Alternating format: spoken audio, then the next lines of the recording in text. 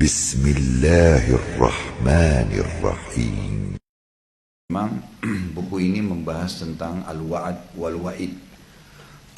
Maksudnya adalah al-wa'ad, janji positif Allah di setiap ibadah yang kita kerjakan, dan al-wa'id adalah ancaman Allah di dosa yang kita kerjakan. Setiap orang muslim kalau ingin rajin berbuat ibadah, kalau Bapak Ibu ingin rajin ibadah, maka kata kuncinya satu, mencari tahu al-wa'ad. Tadi yang saya bilang, janji positif Allah di ibadah yang kita ingin kerjakan. Misal, mau rajin sholat malam, biar nggak bunyiin jam beker bisa bangun. Caranya baca tentang janji Allah di sholat malam. Misal saya dapat apa sih kalau saya sholat malam? Nanti kalau kita baca 5-6 hadis, maka secara otomatis kita akan termotivasi secara kejiwaan untuk bangun. Dan ini biasanya bahasa ceramahnya fadilah, ya, fadilahnya. Jadi seperti apa sih fadilahnya? Makanya kita temukan nanti di buku yang kita bahas ini, semua ada. Fadilah baca Quran, fadilah haji, fadilah umrah, fadilah sedekah, fadilah bakti dengan orang tua, fadilah macam-macam. Ya, itu berarti janji positif Allah di ibadah itu. Dan kita dalam Islam bukan cuma boleh, memang dianjurkan. Dan ibadah itu akan sempurna kalau memang kita hubungkan antara ibadah itu dengan janji Allah. Bolehkah saya sholat untuk masuk surga? Bolehkah saya sedekah untuk menambah rezeki? Bolehkah saya bakti dengan orang tua supaya Allah berikan saya anak juga yang berbakti? Jawabannya memang harus begitu. Memang harus kita ibadah mengejar janji Allah. Karena dengan mengejar janji Allah berarti kita yakin kepada Allah. Banyak orang ibadahnya hambar karena dia nggak kejar ini. Ya. Sholat ya sebuah rutinitas saja. Sedekah ya hanya karena merasa ibah saja dengan orang yang dia harus bantu. Gitu ya. Tapi kalau dia tahu di situ diikutin dengan keimanan dia, ternyata ada sesuatu yang akan saya dapatkan, maka akan terbawa dia kepada konsentrasi. Bahasa ceramahnya khusyuk. Ya. Orang akan khusyuk karena dia mengejar sesuatu yang dikejar.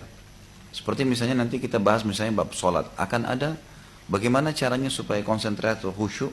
Kiat pertama adalah harus dia mengetahui apa yang dia dapatkan dalam sholat itu. Contoh, setiap gerakan dan setiap bacaan akan bernilai pahala. Ada balasan. Maka kalau orang memahami kalimat ini sederhana saja, maka dia tidak mau sia-siakan gerakannya salah, ataupun ada bacaan yang luput karena dia mengkhayal. Akan ditepis semua sama dia, karena dia akan mengejar target maksimal. Gitu kan. Jadi mengetahui janji Allah di sebuah ibadah adalah satu hal yang membawa pada kesempurnaan ibadah. Itu namanya al-wa'ad. Sama halnya kalau kita balik lawannya, al-wa'id, ancaman Allah di dosa yang sedang dilakukan. Kalau ada seseorang misalnya suka bohong, berzina, atau dosa-dosa apalah yang Allah larang. Kemudian dia ingin tinggalkan. Saya mau berubah, gimana caranya? Caranya sederhana, cari al-wa'id, ancaman Allah di dosa itu. Jadi kalau orang zina diapain, orang kalau dusta diapain, gitu kan? Nanti ada kena laknat, ada ancaman, ada siksa kubur, nanti ada siksa neraka, segala macam siksaan ini akan dibaca. 5-6 hadis saja kita baca, akan berhenti karena wahyu itu berbicara dengan hati manusia. Wahyu berbicara dengan hati manusia. Jadi kita akan terkontrol dan meninggalkan dosa karena tahu ada ancaman Allah, itu akan memaksimalkan kita meninggalkannya. Kita tidak akan setengah-setengah. Nggak akan terulang lagi. Sekali tinggalin zina, kita tinggalin selamanya. Karena memang kita tahu di situ ada ancaman. Dan itu menyentuh hati kita. Itu namanya al-wa'id. Salah satu buku yang sangat lengkap membahas masalah al-wa'ad dan wa'id adalah buku ini.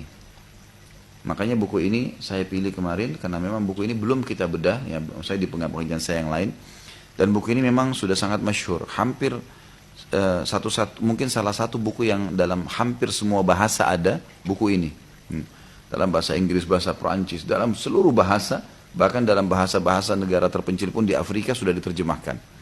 Ya, dan ini Allah Subhanahu Wa Taala berikan taufiknya ya kepada Imam Nawawi rahimahullah.